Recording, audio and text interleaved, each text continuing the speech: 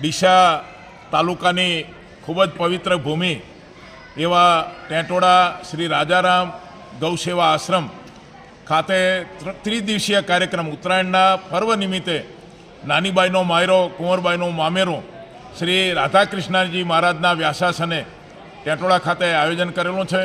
શ્રી રાજારામ ગૌધામ આશ્રમ ટેટોડા અને શ્રી જલારામ ગૌ સત્સંગ મંડળ ડીસાના સંયુક્ત ઉપક્રમે જ્યારે આ આયોજન કર્યું છે ત્યારે ખૂબ સારા પ્રમાણમાં પ્રથમ દિવસે ગૌ પ્રેમી, ધર્મ પ્રેમી, જલારામ પ્રેમી ભાઈઓ બહેનોએ હાજરી આપી। હજુ 2 દિવસ બાકી છે, એમાં પણ વધારે સંખ્યા આવશે। પ્રથમ દિવસે અહીંયા સીતારામ મંડળ ડીસા દ્વારા ઉત્તરકાંડની પણ સરસ મજાનો પાઠ કરવામાં આવ્યો।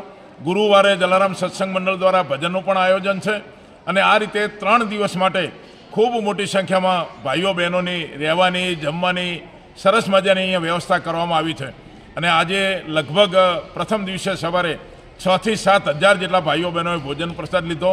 આવતીકાલે 8 થી 10 હજારનો અંદાજ છે અને છેલ્લા દિવસે કદાચ 12,000 જેટલી પબ્લિક પણ થવાની શક્યતા છે। પણ સૌના સહકારથી એક સરસ મજાનું કાર્ય જ્યારે ટેટોડા નગરમાં જલિયાણ ગૌમાતા હોસ્પિટલ નિર્માણ પામી રહી છે ત્યારે આ કાર્યક્રમથી એક નવો ઉત્સાહ, એક નવી જાગૃતિ આવશે, ગૌમાતા પ્રત્યેનો પ્રેમ વધશે અને એના કારણે ટેટોડા પવિત્ર ભૂમિ, તીર્થભૂમિ બનશે અને ભવિષ્યમાં અનેક લોકો આ જગ્યાએ આવીને ગૌમાતાની સેવા કરી શકશે। આપ સૌ પણ પધાર્યા।